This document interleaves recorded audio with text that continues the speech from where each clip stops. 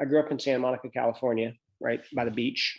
And my two cousins, Ziert and Pia, got into gymnastics up off of 5th and Broadway, right in Santa Monica. And I think my brother went first, maybe to an open gym or something. And then I kind of followed.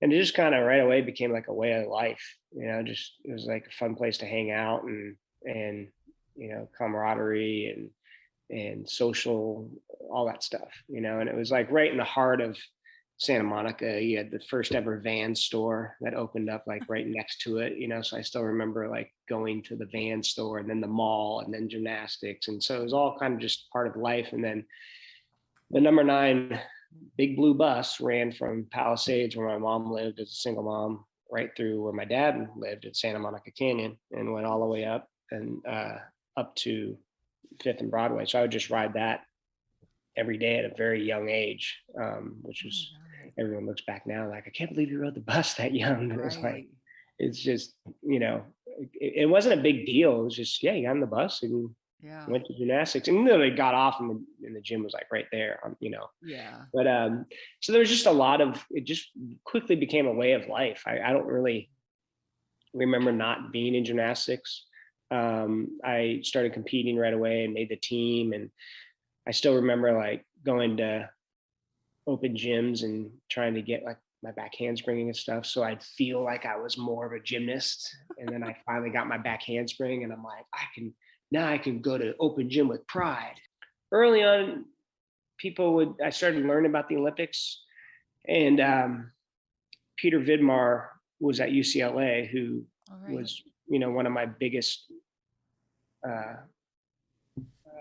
heroes, kind of. And he would come over and help out every so often, and because UCLA was right down the street, so he'd pop in the gym, and I just remember being like, oh my gosh, Peter Vidmar, it's Peter Vidmar.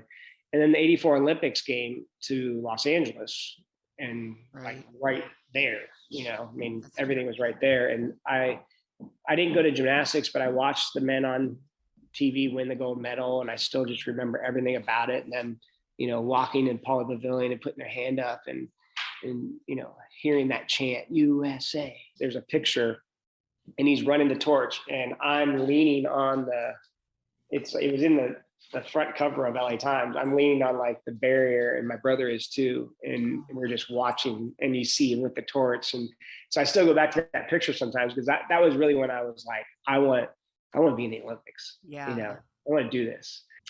But I always kind of had an ability to just like roll with it. I'm like, all right, what? And Steve looked at me and said, the Olympic Training Center is starting a new program. Maybe that's a better bet for you. They'll pay for your college, and you can go to the Olympic Training Center, and you can do college at your own pace. And I said, all right, let's apply. And I got accepted. And so I was the first resident to ever move to the Olympic Training Center instead of going to college. Everybody gives away days. So you already have your great days, and then you have your giveaway days. So if you got your great days, and those are the same as everybody else, and you capitalize off your days that you don't do your best, or you give away, or you don't feel good, or you're this, then that's where you're going to get ahead. So I kind of thrived on having those days. I was like, all right, it's a giveaway day. What are you going to do with it? Let's turn it into your best day. And I did a Stalder Marinich.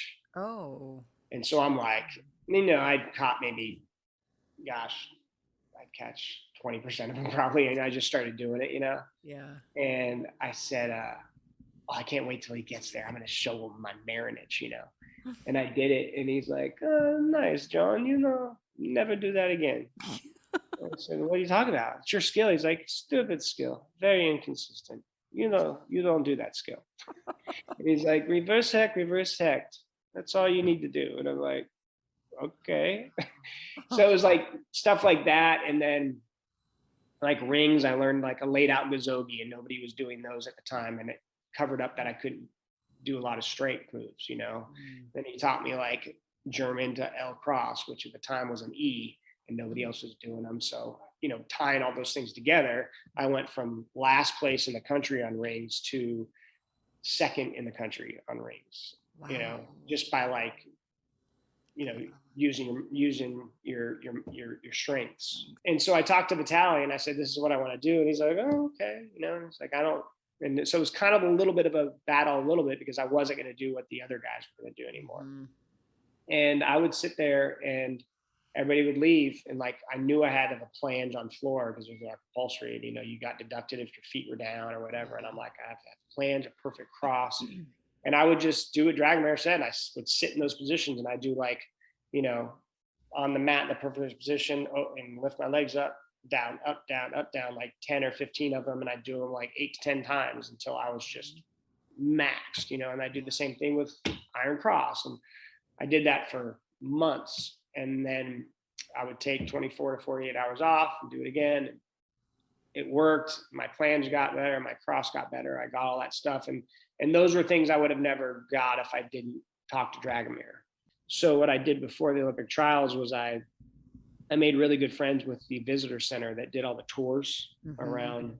And I talked to them and I said, hey, can you bring a group in every day at 2:30?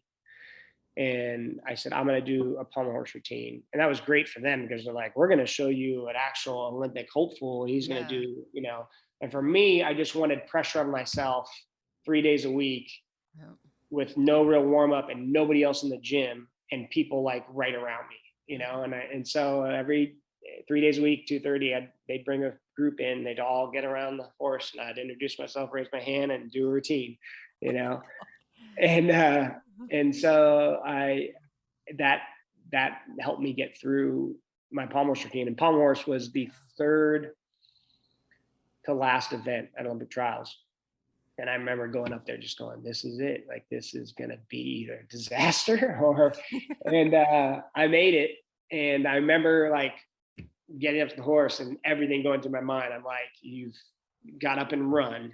You've talked to Dragomir. You've been in the gym after everybody else. You brought the visitor center in. I mean, there's no reason.